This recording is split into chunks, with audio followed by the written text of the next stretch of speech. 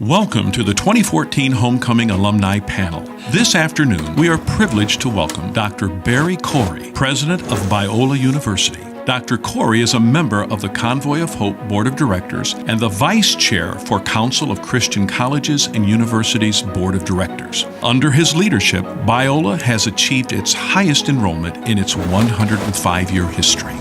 We also welcome Steve Donaldson, Senior Director of Rural Compassion and co-founder of Convoy of Hope. He has dedicated himself to training leaders in rural communities since 2003 and has gathered a team of experts who are actively working in a network of local pastors and community leaders to bring hope to America's heartland. Our next guest is Wayne Tesh, co-founder of Royal Family Kids, a residential camp for neglected children in foster care. He is a 16-year member of Vistage International, a worldwide CEO development organization, and has spent his life developing programs to serve families within the church as well as outside. Last but certainly not least, we welcome Candace Wicke, conductor in residence for Carnegie Hall. Candace also serves as president and conductor for the Continual Arts Foundation, a charitable organization that sponsors music education and performance both locally and internationally. She is also the 2014 Evangel Alumnus of the Year. Coming now to lead the discussion is former president of the Springfield Chamber of Commerce and current vice president of marketing and public affairs for Cox Health. Please welcome Mr. Jim Anderson.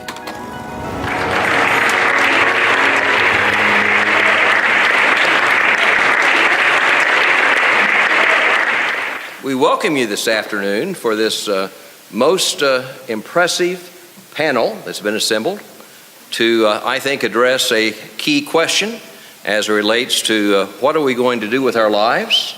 In the case this afternoon, we're going to talk about service. I'm always reminded of what Albert Schweitzer said. I don't know what your destiny will be, but this I do know, the only ones among you that will be truly happy are those who have sought and found out how to serve. And I think this afternoon we're going to hear that in 4 very real and very impressive examples. You heard the video introduction of our very special guest this afternoon, and we're going to ask each of them to sort of provide an overview of what they have done post-Evangel University. And we'll ask each of them to do that in about 7 or 8 minutes. And then we're going to have some questions that I would like to ask them, and then we'll have time remaining for you in the audience to ask some questions as well. As you're well aware, the theme for this very special inauguration and this very special homecoming is Called to Serve. And again, this afternoon, I think you're going to see the embodiment of that, because you see 4 very successful, outstanding Evangel graduates and how they were called to serve in their various vocations. Again, I'd ask each of them to provide an overview. Once that is done, all 4 have spoken, we then will have some questions that I'll provide, and then some questions from the audience as well. In the overview, I really want to hear their story. Please tell us what your story is all about following a graduation from Evangel. How did you get where you are today?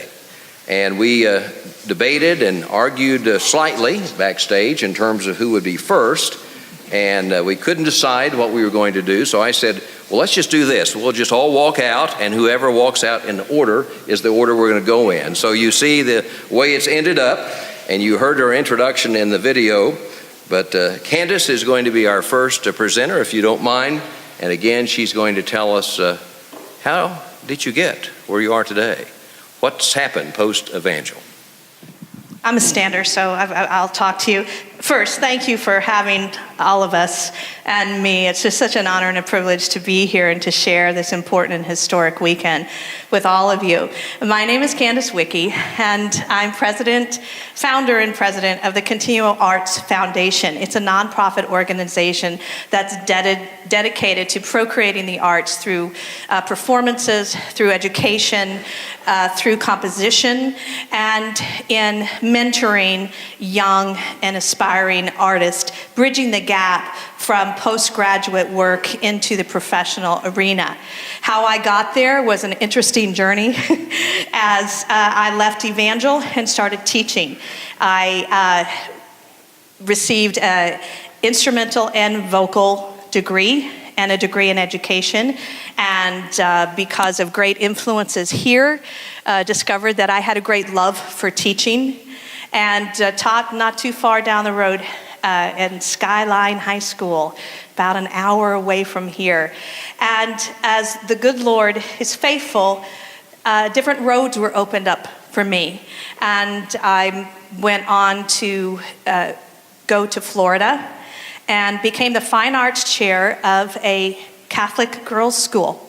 Well, coming from Evangel, that was a big switch for me. I remember going out of my first Mass, and the head nun, Sister Peter Mary, said, "Candace, how did you do?" And I said, "Well, sister, I didn't know when to stand up or sit down." And then she let me know that, well, I'm sure you'll figure it out because you know you are in charge of the Mass music. Seriously? Yes. Oh, and did we mention you also have to play the piano at the same time? So it was a very great world-opening experience for me, but the Lord was preparing me in ways that I had no idea. And now I am privileged to go into Vatican City and into the apartment of the Archpriest of the Roman Catholic Church and do high masses with them and conduct the first concert in the Sistine Chapel by an American ensemble. It was such an amazing privilege, but way back when, I didn't know when to stand up and sit down. The Lord was preparing me for this. So the Continual Arts Foundation was begun from opportunities as a conductor, as an artist that I was getting. And I had been the first conductor in residence in Carnegie Hall, the first female one. And I learned a lot about both the artistic side and the business side of everything. And I thought, how can we take these amazing opportunities and offer them to people from an artistic standpoint, not a business standpoint? And that was the beginning of the Continual Arts Foundation. And it has grown beyond anything I could have possibly imagined. And it has grown beyond anything I could have possibly planned or dictated myself. It's absolutely been the Lord opening up doors, opening up opportunities, brokering introductions to people that have captured the dream, have captured the vision, and have decided to walk along the path. Very similar to Evangel. How people have invested in this university for years and years and years, and now the current students are reaping that reward. So locally, Continual Arts, we have 7 intergenerational choral programs. We take them from little ones all the way through senior citizens. If all my seniors showed up at one time, I'd have 70 of them. You know what? But it's the best hour of their day. They say, this is the hour that I forget what I'm dealing with. This is the hour that makes me feel better. And we have an orchestra program that we take young players that want to break in to professional orchestra careers. We put them together with our professionals that help them in their networking. We do a lot of collaborations. We did collaboration with the Turkish government in Lincoln Center and the Music Center at Strathmore. We did a collaboration with Houghton College, which is a Christian college up in upstate New York. One of the previous teachers here, Stephen Plate, is the Dean of Music there. And we worked with them on a concert, and they used our orchestra. And then we do international collaborations with other nonprofits in Rome, in Prague, all over the world. So as the Lord opened up the opportunities for me, it opened up opportunities for thousands and thousands of people that we as an organization could share these opportunities with, that has been truly life-changing for them, and a real notion to how big God is. And the seed starts here, but it is transplanted all over the world. And through music, that's what Continual Arts Foundation does. Let's give it up for Dr. Candace Wicke. Candace, thank you very much. You may be aware that Candace is an Evangel kid in the sense that she grew up around Evangel because her father, Jesse Peterson, served as certainly the music department chairperson. Her bachelor's here from Evangel and Master of Arts from University of Miami. Again, Candace, thank you very much. When I think of service, I'm also reminded of what Ralph Waldo Emerson said, that it's one of the most beautiful compensations of this life, that no person can serve another without helping himself or herself. And certainly I think that's the case, and again, all four of our panelists, I think, embody that. You can tell which of our panelists is a university president because one of our panelists worked the crowd as we were coming in this afternoon, and that, of course, is our university president, and we're blessed to have him on our panel this afternoon, and certainly we'll talk about his story in terms of what has happened since Evangel. Help me welcome Dr. Barry Corey. Barry?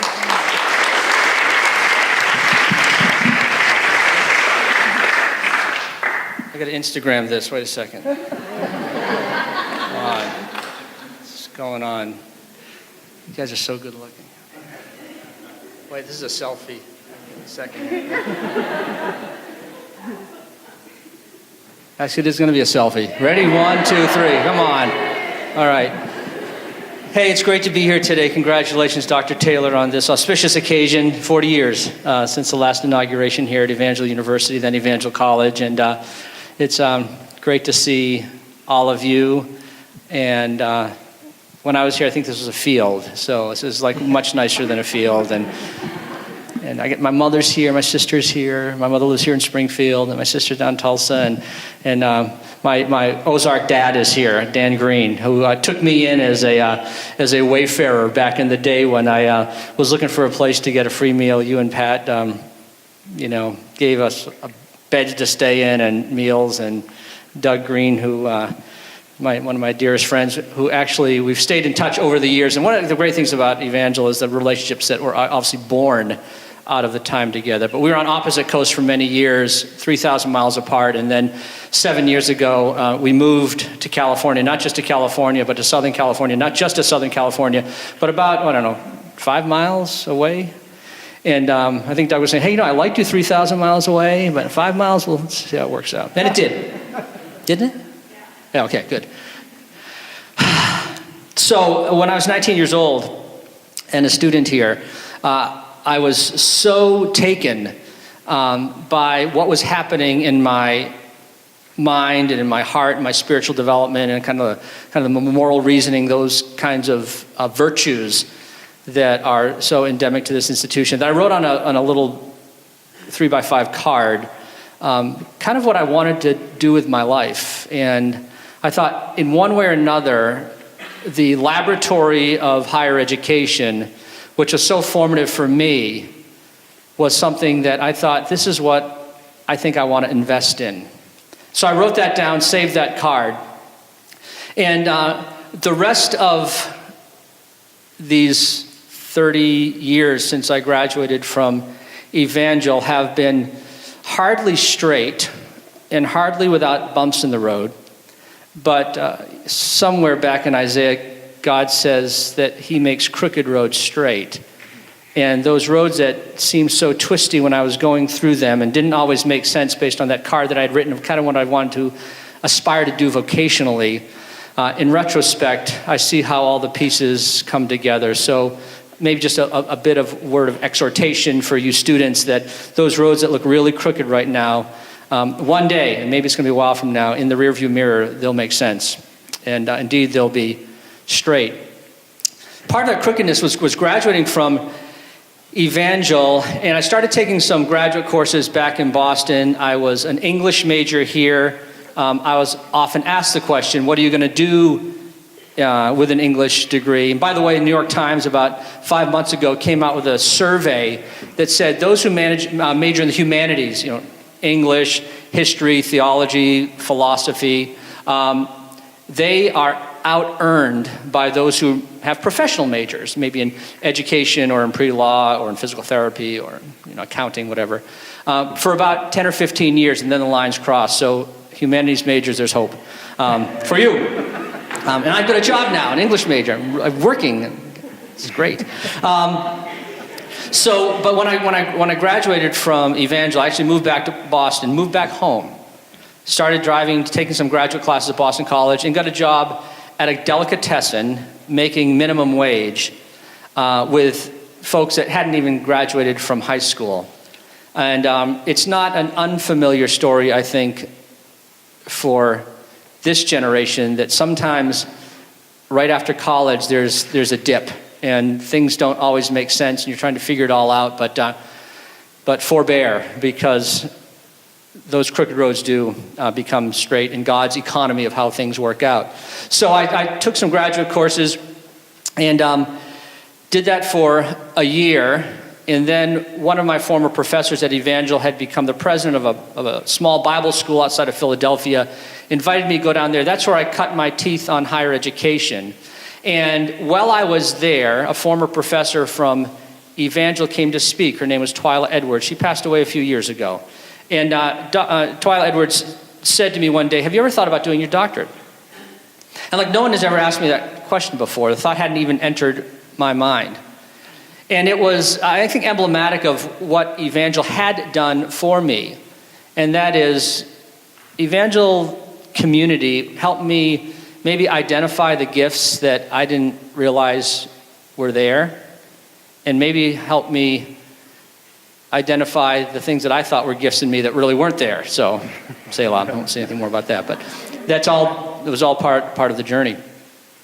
And so I worked at this school for about 3 years down in Philadelphia. And then one day when I was driving from Boston on a rainy Thanksgiving weekend down to Philadelphia, I had this epiphany that it's time. And it was as if I was out mowing the lawn, and my father said, "Come on in, it's time to quit mowing," but I'm not done yet. I just felt like it's time to make this change.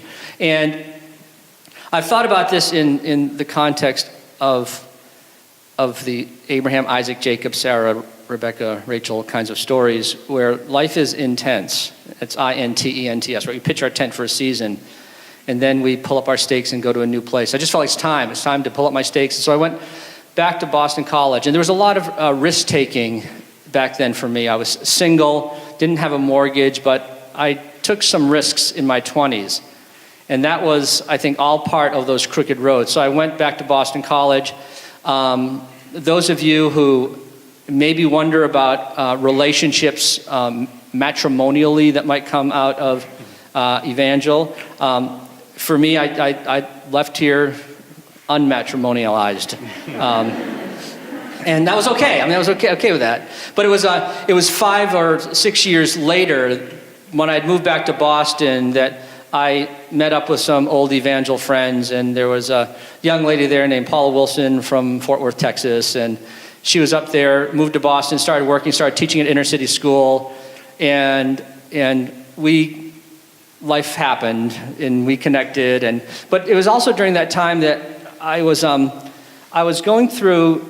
How much time do I have here? About 2 minutes. Okay.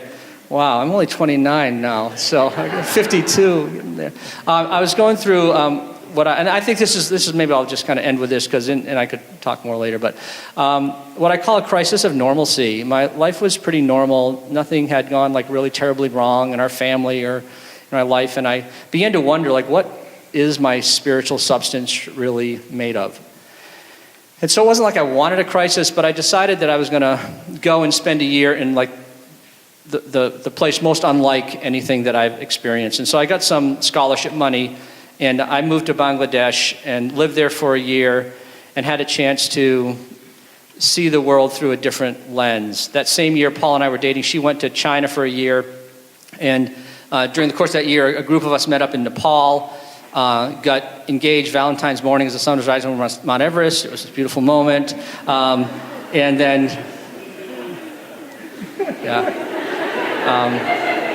excuse me while I shed a tear. And then when I turned 30, I got married a month before I turned 30. The decade of the 30s for me was really about, whereas the decade of the 20s was kind of adventure and risk-taking, the decade of the 30s for me was about apprenticeship.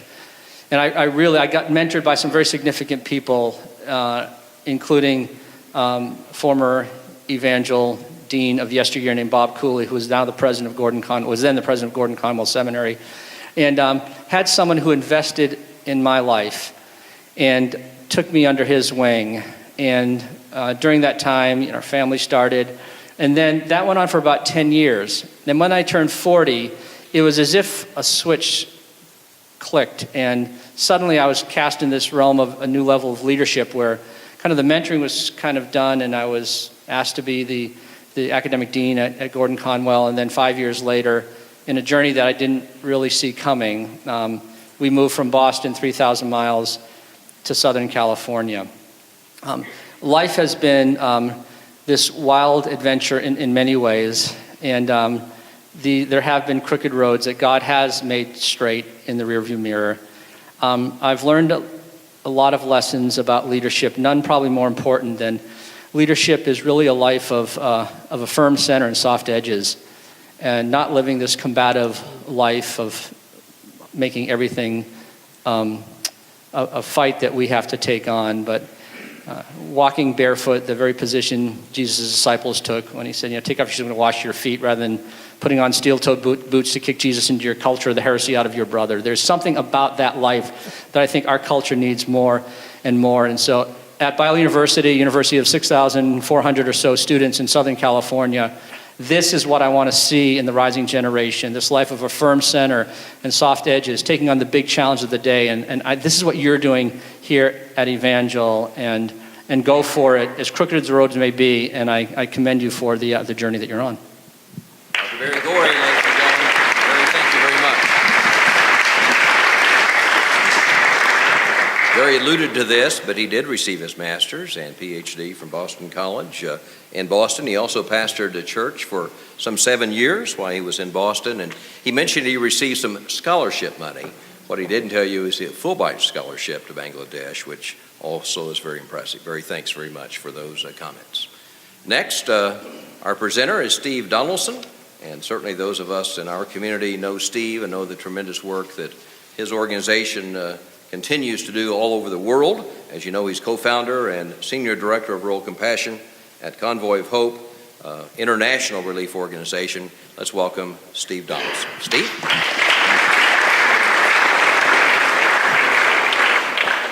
The one who should be up here is Jim. If you're from the Springfield area, wow, what a difference Jim has made. Really made Springfield a better community because of all of his efforts. I'm a little different than Barry because I did find my wife here at Evangel. But the truth is this, if she hadn't asked me out, I would have never found her. So it was one of those deals. But and I remember Doug Green. One thing you did, Doug, you were a magician when it came to politics and all that, but he made his car fly, 100 feet, something like that? Tornado came in, picked up his Volkswagen, and gone. So, hey, Evangel made a giant difference in my life because it taught me a different philosophy of life. And that was that all vocations are equally important. All vocations are called by God.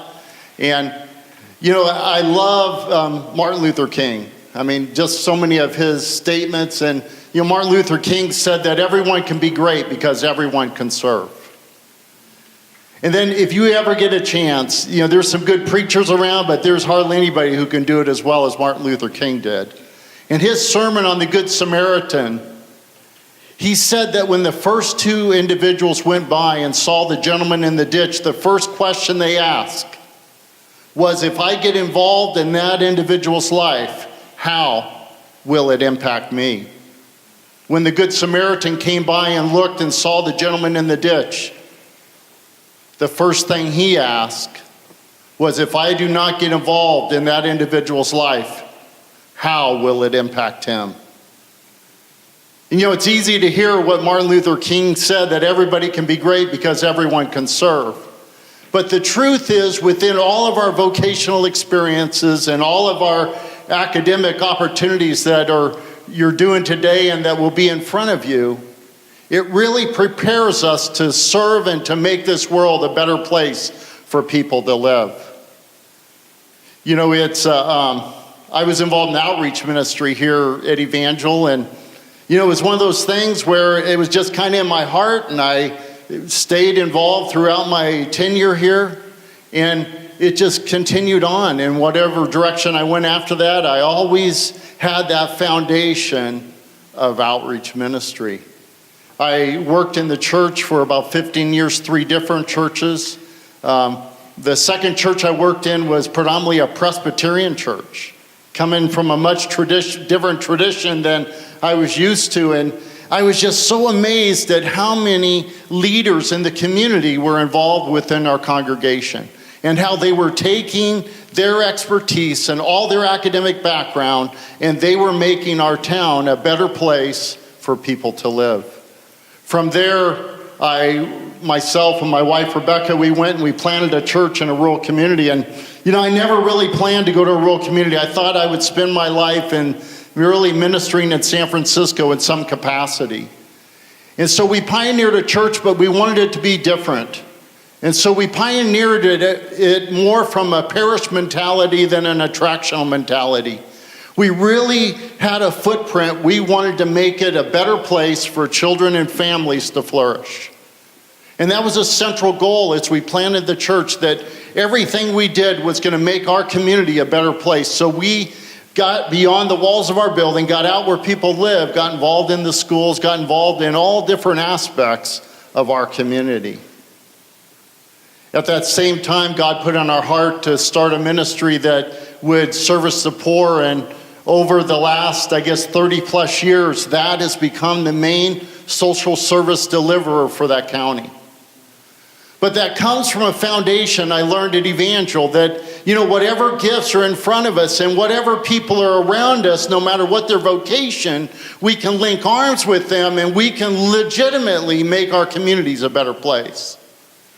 You know, I never saw, when I was pastoring, that I was better than anyone else. I always saw the playing field as equal. You know, many of you are familiar with Convoy of Hope, and, you know, God has blessed us in incredible ways, but it didn't start out like, hey, you know, we're going to be able to reach around the world. It just started out where we were going to do something to make a difference, and God has continued to grow it. Let's flip the next slide there.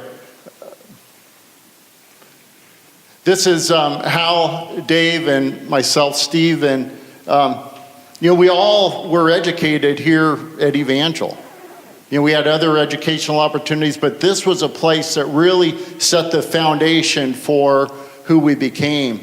And a lot of the staff at Convoy of Hope have Evangel roots and are really making a difference around the world. But the backstory to Convoy of Hope, it really started in 1969 when our father was killed by a drunk driver. And let's go to the next slide here. This is a picture that was taken 2 weeks prior to the accident. You'll see Hal with the blonde hair there. You'll see Dave peeking through. My sister Susan. You'll see me with no hair there on my head. And my mom and dad. And 2 weeks later, they were in a terrible accident. But God had raised up a family that was going to help bring really service and bring help to our family in a desperate time. Let's go to the next slide. Bill and Levada Davis. And that night of the accident, they opened up their home and allowed 4 children to move into their house. It was a 10 by 50 mobile home. And, you know, wow, it's tough to bring children into your home, but to bring children that have faced such a distressful situation, it is incredibly complicated. Let's go to the next slide. Here's a picture of Bill and Levada. Bill was 100% Native American, grew up in the Central Valley of California, grew up in a tribe that did not like white people.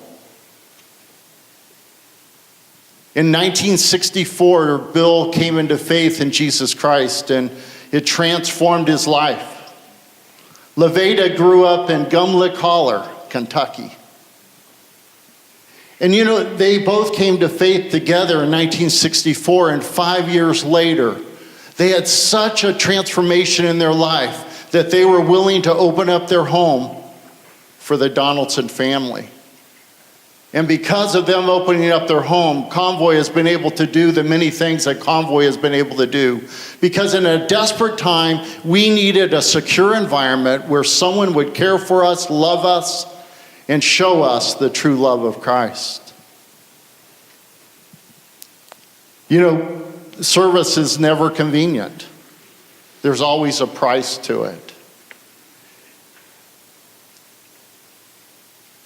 But as I've worked in a lot of different environments here in the United States and around the world, I've seen so many people that have picked up that mantle and said, you know what, I am going to make a difference. I'm going to use all the gifts, I'm going to use all the education, I'm going to use everything that is within me to make a difference. You know, there's three things that I've really learned through that journey. One is that the best service, there's no service better than this. And that is just everyday compassion and kindness. That's every day when you're at the grocery store or you're in the dorm hall, wherever you're at, showing the true love of Christ. The second thing I've learned in service is a lot of times people talk about it and they're like, you know, I'm really concerned with justice issues. That's just my banter that I'm going to carry. But the second thing that I found is that it's super important to get involved.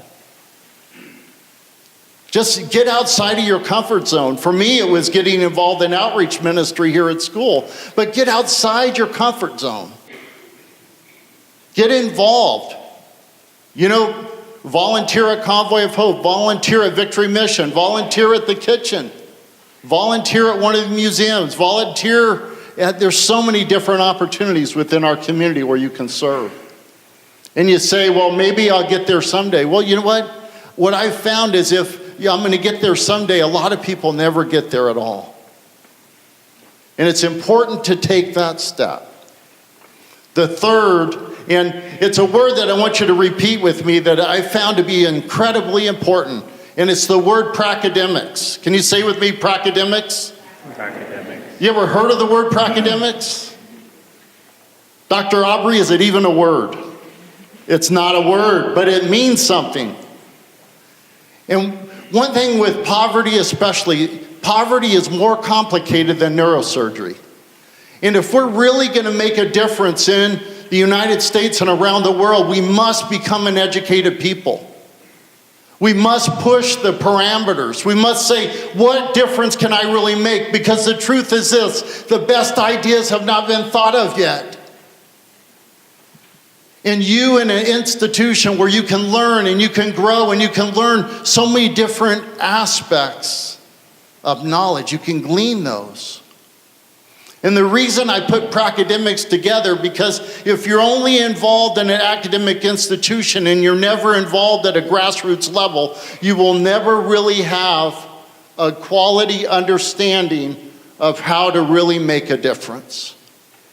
My wife, Rebecca, she's a principal at Weller Elementary. Her undergrad's from Evangel. She got a master's from Evangel. She went to Missouri State University and got a master's. Went on to the University of Missouri and got a doctorate.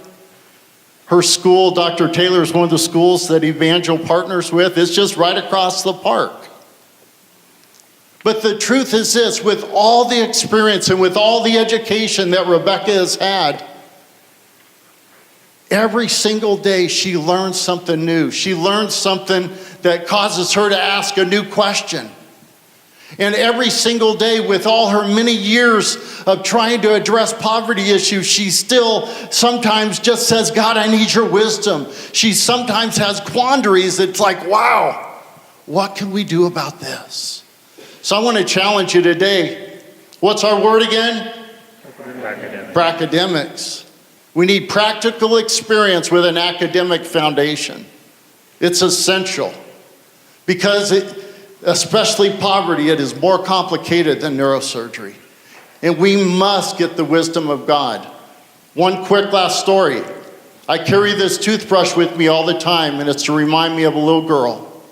One of our team members had gone into a home, and She had brought some supplies, and one thing in the supplies were toothbrushes. She handed the little girl a toothbrush, and the little girl held it to her chest and began to cry.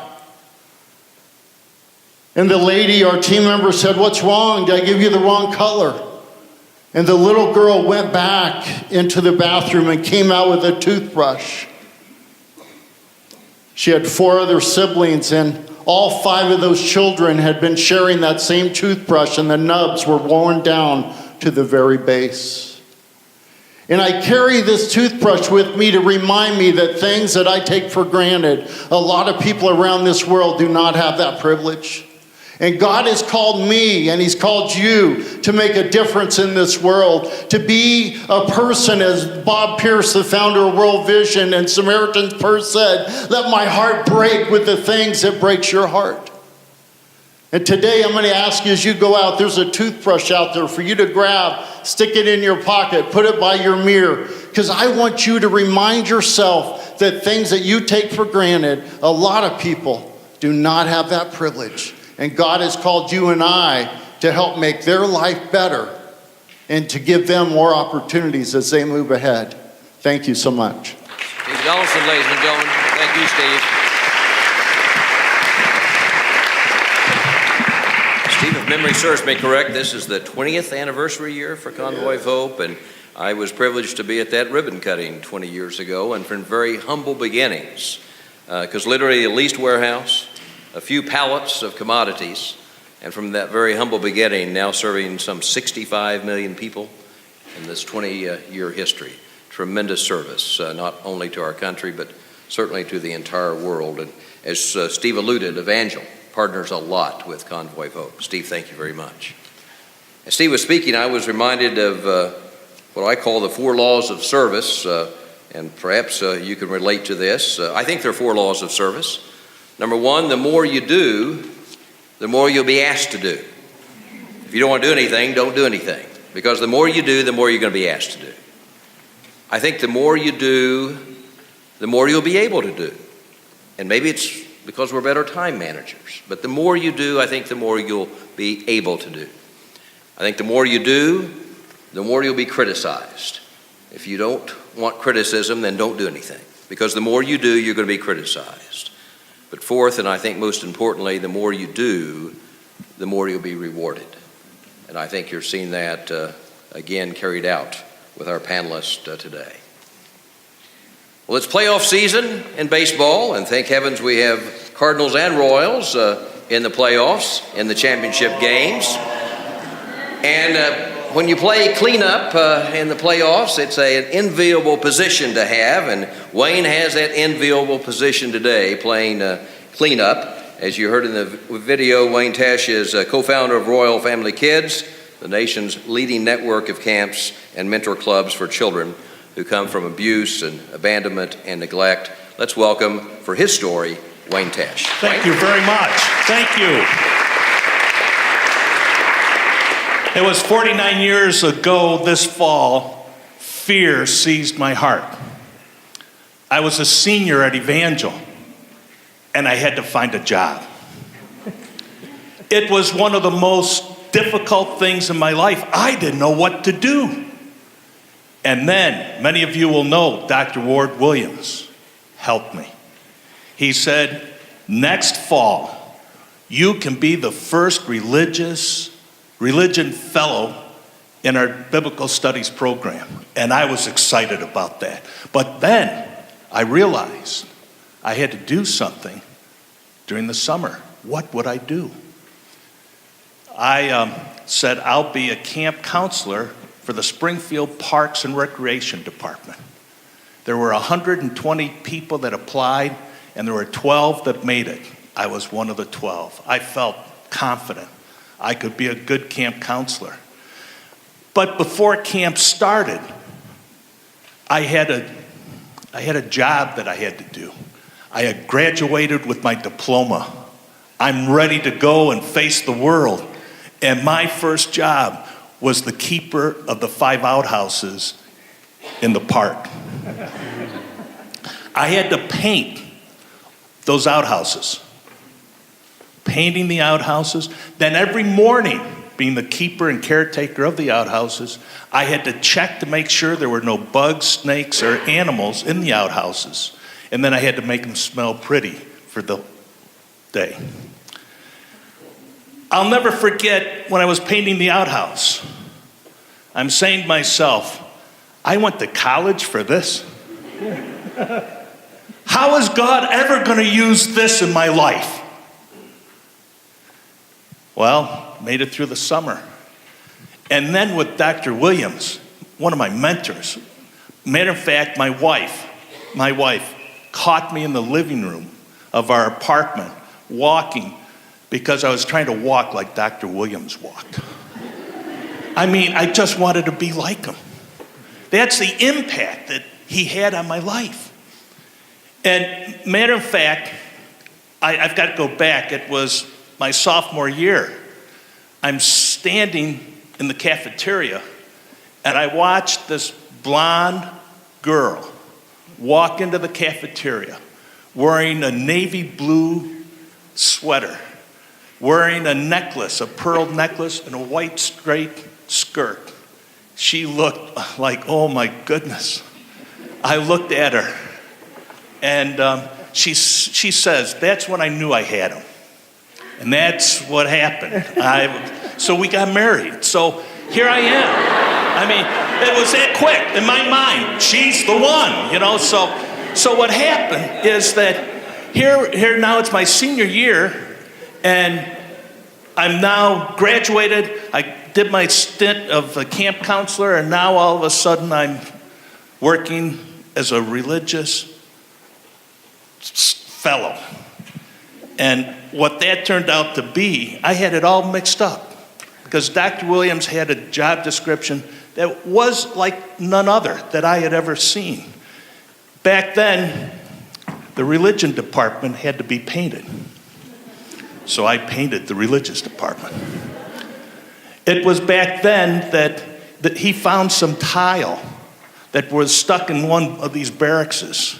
And he figured out a pattern so that I could break 4 tiles. If I broke any more than that, he said he'd fire me. I put together potter's wheels with Mr. Menzies. And that was part of my fellow working through that. But I'll never forget the day I'm painting. And Dr. Ray Brock comes walking up to me. And he said, Wayne, take that paintbrush. I know you're wrestling, but don't let it go. God will bless you. I sat in classes with Dr. Brock. I could never quote anything like that because he impacted my life in that moment that I had to change my attitude and understand that God is in charge of every step along the way. When I recognized that, I was a free person, and it was fun. Then we received a call to go to California, and I worked for 18 years. I worked for 18 years with a man that mentored me. I was in a Bible study every other week with him. George Wood and I, it was just kind of interesting to just be part of what God has done. The mentors from Evangel have just been unbelievable. And while I'm out there, he didn't pay very well. George wasn't very gracious that way. But we survived. And so I had to find a winter job. I had to find another job. Christmas was coming, and I had to find something so that I would be able to take care of my daughter and my wife with a Christmas present. So I looked in the newspaper, back there in the last century, they didn't have the web. So it was a newspaper ad, and I looked at it, and they were asking for people to come and be hired and interviewed to become a Santa Claus. And I said, I can do that. And matter of fact, I even was thinking of Evangel, all my buddies after that. I sat for 6 hours on a Saturday in Long Beach trying to learn how it is to be a Santa Claus, how to pick up kids and not hurt their back, how to encourage the kids, how to open up your arms, to welcome them. I mean, 6 hours of this stuff. And I'm going home from Long Beach to the house in Costa Mesa, and I'm laughing. I'm saying, oh, my friends at Evangel. I bet you there's no one else at Evangel that is a Santa Claus this winter, but I am. And I'm feeling pretty good about being a Santa Claus. And God spoke to me. He said, how many hours are you training your Sunday school teachers? And I was only training them 2-3 hours a year. He said, 6 hours for Santa Claus, 2 hours for the kingdom. And that just was a knife in my heart. I said, from then on, we're going to be training. And at Royal Family, if you become a camp director, you spend 36 hours in training, in classroom. You spend 10 hours in interview. You give a week of your time to volunteer. Every counselor has 12 hours of training every year, because training is the key for making a difference in the world in which we live. As a leader, you need to understand there's going to be those moments that God will speak to you, and it'll change your life forever. Then, working with Royal Family, we work with children. Children who've been thrown up against walls and locked in closets. Children who hide under their beds in fear and whose nightmares are real. Children who have been beaten with 2x4s, whipped with bicycle chains, and burned with cigarette butts. And for 1 week in the cathedral of the outdoors, surrounded by God's people, hope and healing takes place within their hearts. It doesn't get any better than that. And I've learned a lot of lessons in leadership, listening to the children. And I'll never forget this one child, the first year that we started in 1985. I received a phone call from the head psychiatrist from University of Irvine, who said, I've got a 8-year-old boy here, an 8-year-old boy that has had a difficult time. He has attempted suicide 3 times since December. It's now June. And he's in a padded cell. What he needs is to be outdoors, to have the sun on his face, the hair whipped through, the wind whipped through his hair, and he could smell the outdoors and the trees. And he said, could he come to your camp? I said, well, what's the story? He said, when this past December, while he was singing Christmas carols in an elderly home for retired people, this one evil man enticed this little boy to come into his room, and for the next 45 minutes did all sorts of horrific things to this little boy. When he was finished, he opened up the window and threw Jonathan out the window. He was so traumatized he could not speak, battered, bloodied, broken individual. December to June, he came to camp. And we wondered what would happen. 24 hours we were working with him. And day after day. Finally went home. We didn't know if anything would do, if we did anything. 2 years later, he kept coming back camp. But the 3rd year that he came to camp, he gets out of the car at the church parking lot. I see him and I go, hey, Jonathan, Jonathan! And he comes running towards me. I get down on one knee. I open up my arms. I give him a great big bear hug. I put him back and I look up into his eyes and I see that his eyes are dancing. There's a smile on his face. I said, Jonathan, something has happened to you. What is it? And he looked down at me and he said, you know that man that did all those bad things to me? I said, yeah. He said, well, I've forgiven him. In leadership, you cannot have pockets of bitterness in your heart. You have to learn to forgive. And a child taught me that. I've heard it all my life, but a child taught me that. As future leaders, you need to understand you will only go so far until you come up to that. It's like your heart's like a teacup. When it's pushed against, and Jim, you mentioned that, you know, as leaders, the higher up you go, the thicker the skin has to be in a sense, because you're going to get pounded. That's the way it is. And what happens is that when you get hit in your heart, that cup spills out. And what's inside the cup leaks out to the people around you. And what you need to have is the character of Christ in your heart all the time. You won't develop it immediately, but God will remind you. God will remind you. And you need to recognize you can't have pockets of bitterness or hate in your heart. You need to be free to minister. Then the next one, and this will be the one that I close with. And Barry, it was a professor at Biola that wrote a book on your ministry and money. And in it, he talks about how 36 of the 36 parables, or 40 depending on, I'm not that, Doug, you can help me, but 36. There's 18 that deal with resources and how we manage our resources. And it was years ago that I realized that there's a component of who we are. We need to live life generously. We need to be generous. Generously compassionate. We need to be able to communicate our generosity with people. And when you go into a ministry, you wonder if you're ever going to make it at times. But God always has people that will help you because they're generous people. And instead of always being a taker in a nonprofit area, can we be a giver? And I remember that I was asked, how generous are you, Wayne?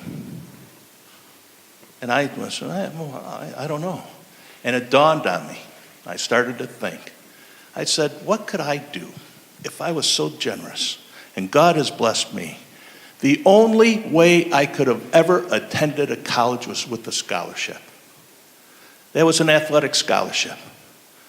That's the only way I could attend college. Matter of fact, I scored the first and the last point in Ashcroft Center when it was dedicated. We didn't score too many in between. That's why we didn't have that good of a team. But it was just one of those things of what happened. But I said to myself, can't I give back to the next generation? And I'm seeing the next generation here, and I just love it. Can't I give a scholarship back to repay the scholarship that was given to me?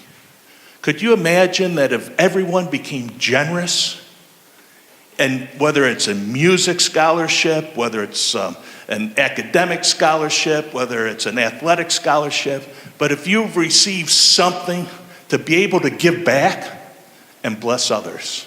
So I am thrilled to be here. And I just can't tell you enough that moments matter in what you do in the kingdom of God, and He'll take good care of you. Thank you. Wayne, thank you.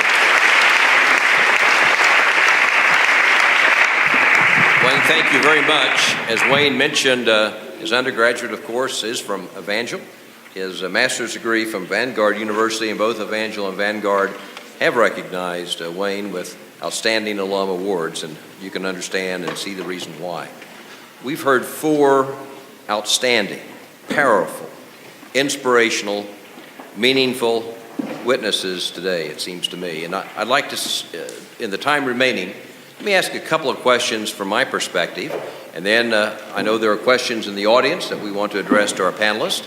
And I would ask our panelists we don't need all 4 panelists answering every question, because I don't think we'll have time for that. But let me throw out a couple of questions, and we will start with a couple of icebreakers, and then we'll see what questions you have on your mind. I guess the ultimate question, and we sort of heard this, I think, in the presentations, but both then and now, and certainly in the future, the sense of vocational calling is a high priority here at Evangel University. What does that mean to you? What can you tell us, in addition to what you've already said in terms of your overview, how that idea has guided you throughout your career and throughout your life? Anyone want to take that one? And again, just a couple of you. Anybody? Barry, you want to take that one? Can I stay seated here? Is that Yes, right? please stay seated. Okay, Let's be informal. Sure. Well, I think intellectually when we think of the word vocation, we think like, what is my job going to be? And I think we need to understand, and I know this is part of the worldview teaching you're getting here at a great institution like Evangel University, that vocation is really how you're living your life, not just the job that you're pursuing. And I think maybe back to the crooked roads analogy, that I think there's a difference between having a sense of direction and a sense of focus. I think direction means you understand that you want to kind of move forward and do the best at what God has called you to do in service, in the work that you're doing. But if you're focusing too much on focus and exactly what that's going to look like, I think you'll miss some opportunities along the way. I've actually, we didn't see California coming as a family. There was a job that I thought I was going to get, or two that fell down before me and didn't work out. And there's joys and there's disappointments on the journey in terms of like when I try to predict too much of what's going to happen. But where I have found some sense of solace is there's this passage that's often overlooked in Hebrews chapter 11, where it said Abraham, Isaac, Jacob, they set out not knowing where they were going. And then a few verses later it said, but they knew what they were looking for. They had their eyes fixed on a city whose architect foundation is God. And the Bible gives you permission that it's okay if you don't know where you're going. So long as as the next chapter begins, you're keeping your eyes fixed on Jesus, the author and perfecter of your faith. And I think they're living in that sense of openness to what might happen next is the adventure of the journey. So often, I'm going to end with this, but so often we want certainty in everything. Certainty means I know what's going to happen tomorrow, and we don't. You don't, I don't. We don't know what's going to happen tomorrow. And so when we're facing all of these uncertainties in our life, our mind's antidote is to say, I want certainty. But the Bible says it's not certainty, it's confidence. And there's a world of difference between certainty and confidence. I want you to just think about this for a minute. If certainty means I know what's going to happen tomorrow, and I don't, confidence, it comes from the Latin con with fides faith, means I trust what will happen tomorrow. That's why Paul can say in Philippians 1:6, be confident, live by faith of this one thing, right? That he who began a good work in you is going to bring it to completion until the day of Jesus Christ. Living with that sense of open hands and living with that sense that life is a journey and living with the sense that you don't necessarily know what might happen next. You need a plan, but don't let your plan control your life so much that you're so bound to it you miss what God might be having for you that might be like wildly more than you could have ever imagined, as you've heard with these stories here today. Thanks, Barry. And I know all four panelists alluded to this, but when did you know you were called to serve? When did you know that? Wayne? I was called when I was 12 years old at a camp. Okay. And it was a Thursday night, and it was in a tabernacle with sawdust, and it was just a different place. And I asked God, I said, God, Jesus knew what he was going to do when he was 12. What am I supposed to do? I'm 12. Because I'm a simple guy, and it just happened that way. And God shared a dream, a vision of children's faces, blacks, Hispanic, Asian, Caucasian faces. And when my mother came to pick me up on Saturday, she asked me, Jim, she said, what happened at camp? And I said, Mom, I have been called to work with children, and I have to go to California to make that happen. My. I went through Evangel. I majored in biblical studies and physical education. I thought I was going to teach the Eskimos how to play basketball. And I ended up in a church. And I said, I've never been a pastor before. What am I going to do? And there at my 8-foot folding table is a desk and a folding chair. I prayed to God, God, what am I supposed to do? And he flashed up on that back wall the vision of children's faces, blacks, Hispanic, Asian, Caucasian faces. And then when I was 36, we started Royal Family for the first time. We had 37 kids. It was Thursday night, and I spoke, and I looked out, and I saw children's faces. And in Orange County, it's pretty lily white back in 1985 in the last century. And we ended up, as I looked out, I saw children's faces, blacks, Hispanic, Asian, Caucasian faces. Spirit of the Lord said, like Mary, I hid it in my heart. When I was 42, we started Royal Family full time. It was a 30-year dream that was in my heart.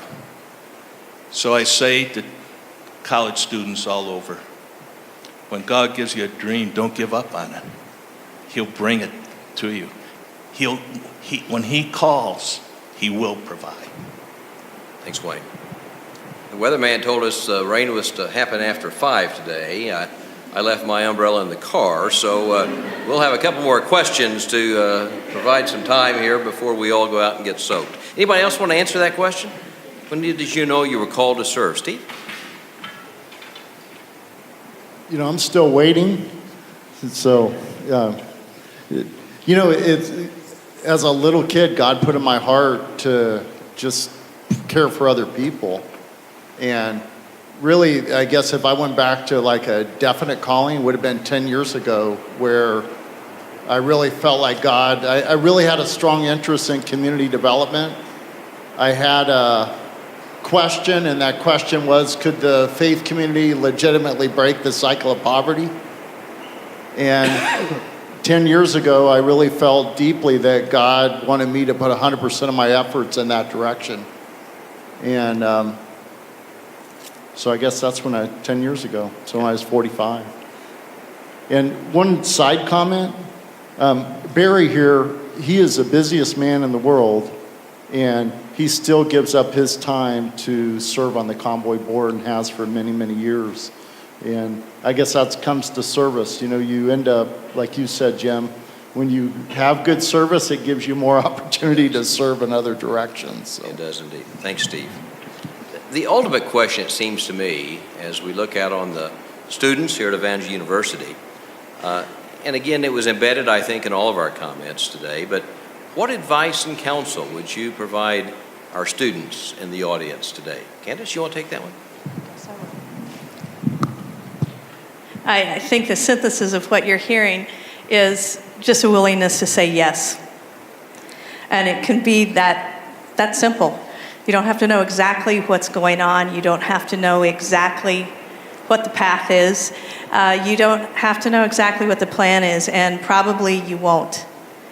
But if you're willing to say yes to whatever world God has put you in, to whatever path that you're at, those doors will continue to open. And sometimes I think that we get very involved in a specific time that there was a revelation made, or a specific this, and what Barry talked about is it's a journey. It's every day. I think we're called every day to serve. And what our responsibility is to say yes. Thank you. Anyone else want to take that? Then let's turn to our audience. We have a couple of lines, pointing that looks like in the middle of each aisle. There's a microphone. We would ask that you speak into the mic with a question, because we are recording this for that reason. So who wants to ask the second question? No one wants to ask the first question, so let's get that out of the way. Who wants to do the second question this afternoon? Let's have a second question. I'd love to have one of our students ask our panelists a question. And if it's a general question, that's fine. Otherwise, address it to a specific member of our panel. Anyone? I see someone walking up to the microphone right now. Yes, sir. Go right ahead.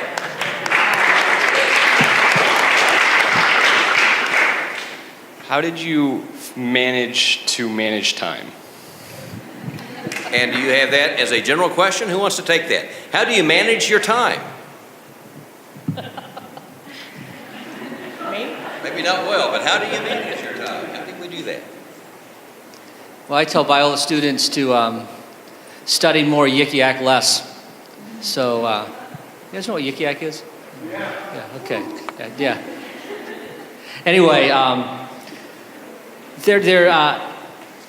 I think that then one of the kind of fundamental time management questions can be, you spend so much time thinking about managing your time. You're going to have priorities in your life, and your priorities are going to be the relationships that are the close friends and family around you that you need for your own sustenance. And really, I mean, I'll encourage you, like, really work hard at what you say you're going to do. And be in something for the long haul. Stay in a job long enough to make a difference. Don't look for immediate rewards. This whole idea of delayed gratification, I think, is something that this generation, and even in our generation, we sometimes lose. So your whole idea of, for me, this time management question has to do, like, where are my priorities, and what do I say yes to, and what do I say no to, and have space in your life to think, and for the contemplative part to just be able to help you understand, like, what do I want to spend my time doing, and what's God speaking in these quiet moments of my life. And I say that, but I'm really bad at it, I think, too often. And so, truth be told, but really work hard at what you're doing, and give yourself to the key relationships that are going to be life-giving. Say yes to wonderful opportunities, but be very diligent and very discerning in knowing when to say no. And carve space into your life to allow your soul to be nurtured and cultivated. And that, for me, over time, has been what has helped me understand that life is much more a marathon than a sprint. Wayne, did you have a comment? I don't manage time very well. I travel 150 to 200 days a year on airplanes. I just try to do the best I can, but I have goals that I've set to accomplish, and I try to make that happen because it's about results, but it's also about friendships along the way. And one of the things that I noticed in Scripture was that when you pray, "Dear God, lead me today," He will lead you. And all the interruptions that took place in Jesus' life were ministry moments. And if you can look at interruptions as being ministry moments, you'll understand that you're being led by the Spirit of God to do something for that moment. So managing time is important, but be open to those interruptions, because those are usually godly moments for you. Thanks, Wayne. Who has the next question? Yes, ma'am. Please. Something that comes to mind as a theme I hear over and over again while at college is just to not take for granted the unique environment we have. And I'm just wondering, as people who have had a long time to reflect back on that, what is one thing that you found most essential, that you cherished the most from your time here, that you would encourage us to not overlook? Great question. Who wants to take the first on that? What's the thing you cherish? I think the primary thing that I cherish from my time at Evangel was the relationship with the faculty and staff, and how much they were willing to personally and individually invest in me as an individual, and that they didn't stop at the job description, that they went the extra mile. Down to, I'll give you a very specific example. I told you before I double majored in instrumental and vocal performance with education degree as well. And my senior year, I was sick and I had to go play a flute jury. And I had decided that I was going to be a choral person anyway. And I didn't need this degree. And so I called Mr. Shows because I knew he would call my dad. All right, so I called Mr. Shows to talk to him about this, and I said, Mr. Shows, I'm very ill, and I just can't go play this flute jury, and I don't need this degree. And he said, get out of bed, get your flute, and go play your flute jury. And I did what I was told, and I was in instrumental music for 10 years before I ever touched a choir again. And now I stand up with a 67-piece orchestra in Carnegie Hall or around the world, and I have the chops to do what I need to do because Mr. Shows made me get out of bed and play my flute jury. So, and one other thing, today, after chapel, I had a voice lesson with Bonnie Jenkins. All right? Like some crazy person, I agreed to sing duets at this concert in a month.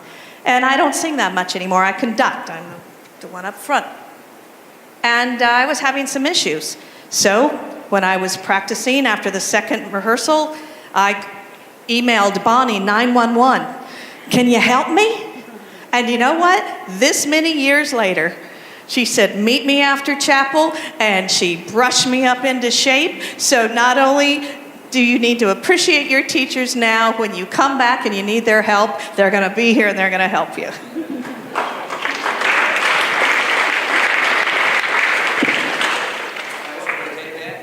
What do you cherish, especially now more than ever? Look, what I cherish probably more today are the relationships. I am where I am today because I made friends at Evangel that God's blessed, just blessed. And I am part of that legacy of their life. And it's just amazing about the relationship. You never know who's going to make it and who's not going to make it. And even today, for the last 10 years, we get together and we go to a football game and we just have a good time. We're friends, relationships. Then there are the relationships that just are there to hear what you have to say. And yesterday, Diane and I, we met with John and Roxy shows. And that was like an oasis again. Bring right back. That's what happens when you're called by God to do great things. God brings and people around you that will just make it happen. So what I miss are the relationships more than anything. Thank you. Gary? So take your study seriously here. This whole Christian worldview thing really matters, and it's true, and it transcends so many different areas of your life. And so if you're in a history class or a literature class or a science class and the pieces are coming together about how God's truth transcends all that, that has far more staying power in all of your life than just your intellectual understanding of who God is. And it really, really matters. It'll make you a better father or wife. It'll make you a better neighbor. It'll make you a better community development leader, because when you're exposed to the riches of the great intellectual tradition, which has such deep roots in our Christian faith that go back for centuries and millennia, you're exposed to the kinds of virtues that are going to carry you. You're going to be more articulate when you speak. You're going to be a better decision maker. You're going to be able to understand complex problems. You're going to be able to see how the compassion that you have for others is rooted in maybe a poem you once read when you're here at Evangel. You're going to be a better team builder. You're going to be a better writer. Those are the kinds of skills that you're learning here that your faculty members are pouring into you relationally and intellectually every day. So this Christian worldview thing really does make a difference.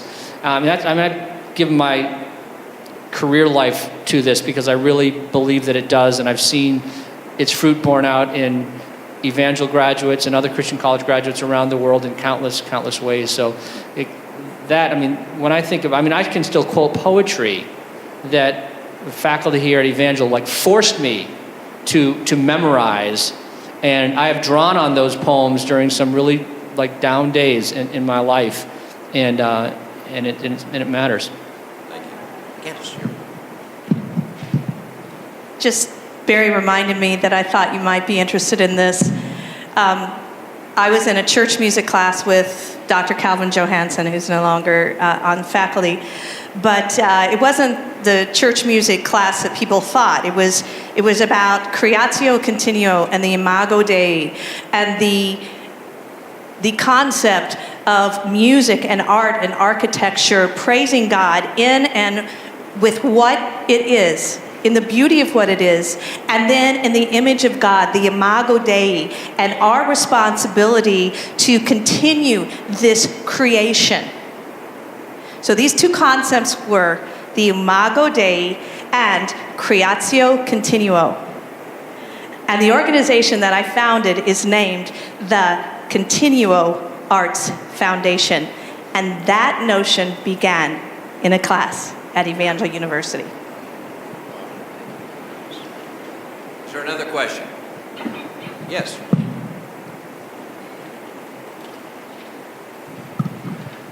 Okay, I'm Justin. I am a social work major here at Evangel, and I would like to know, as you guys talked about your Christian worldview, what advice would you give to students who are not pursuing a career in a Christian environment and how to deal with ethical dilemmas and whatnot in that situation? Okay. Ethical dilemma. Candace. I think that one of the greatest calls, if you will, or outreaches in service is to a secular world. And what my service is my life is in a secular world from a Christian perspective. And it has been an interesting journey for me. And from my parents bringing me home from the hospital to the Evangel campus, and my picture was on the front of the Pentecostal Evangel magazine, and my dad was at Assembly of God churches as music minister, and here, and I was Miss Assembly of God.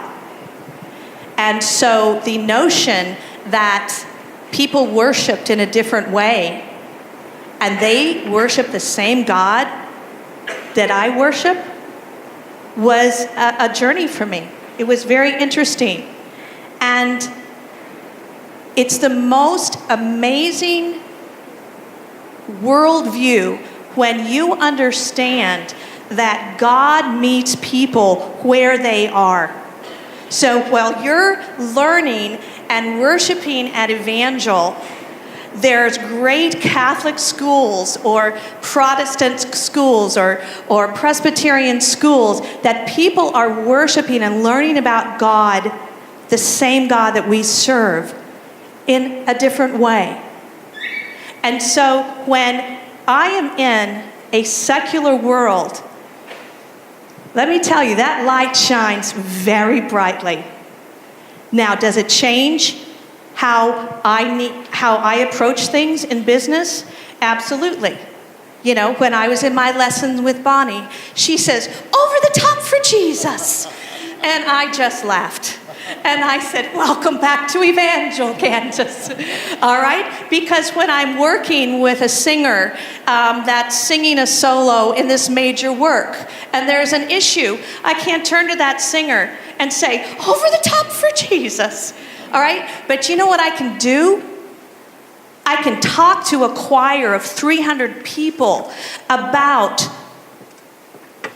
what a Latin text that is sacred means. And I can help them to understand in a secular world that sacred biblical stories, Magnificats, requiems, have a true meaning and can transform their lives. And I'm so privileged to be able to do that through music. Because music opens up the heart and then consequently opens up the mind like many things don't.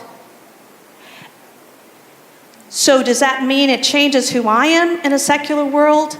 No. Does it mean I have to learn how to function in that world? Yes. And I think Barry was the one that said, or maybe it was you, Jim, that the more you do, the thicker the skin you have to get. And the Lord was very faithful.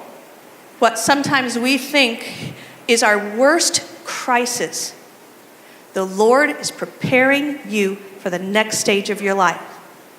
And when I was at that private girls' Catholic school program, well-oiled machine, amazing. Got an administrator, assistant administrator in there, and that sand started going, and it became very obvious that this was, and I thought, this is terrible, this is my career, da, da, da. Do you know I went from that job to conductor in residence in Carnegie Hall? But that assistant principal, who was a rock in my shoe, toughened me up for meetings around tables in New York City that would make you want to duck under the table.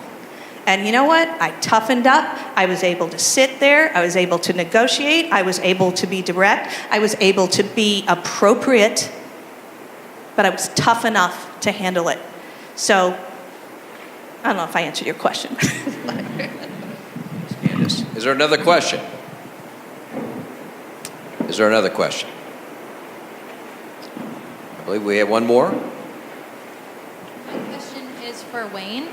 I'm really impressed at the experience you have working with abused and neglected children. What advice would you give to a beginning social worker that is also working with that population? And your name is? Christina. I would say to you, get involved. Be involved with children. Be involved with elderly people going through difficult times. Just open yourself up. Volunteer wherever you can to help kids, to help teenagers going through all the stuff that they're going through. Become a mentor to a group of kids yourself, and God will take you to places you never dreamed of. I believe I saw one more question. We'll let this be the last question, please. Firstly, thank you for sharing your time with us this afternoon and your lives and words of wisdom with us. The question I have is, what made you choose Evangel over any other university? And how did you know that God was in that decision? Good question. Let's take that. I was born here, so I think they need to answer that. For me, it was rather easy. There was only one choice, Evangel from the get-go. That was it. I had no other. I knew God called me to Evangel. Mine probably wasn't that sophisticated, but I grew up in a single-parent home, and my older brother Hal was here, and I had an interest in business, and so it was really the ideal situation.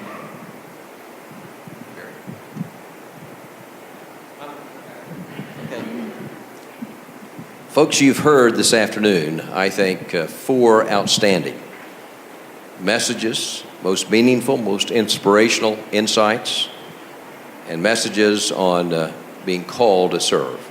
And if you would do me the privilege, as well as the panelists, one more time thanking Candace and Barry and Steve and Wayne for their time and their thoughts this afternoon, please.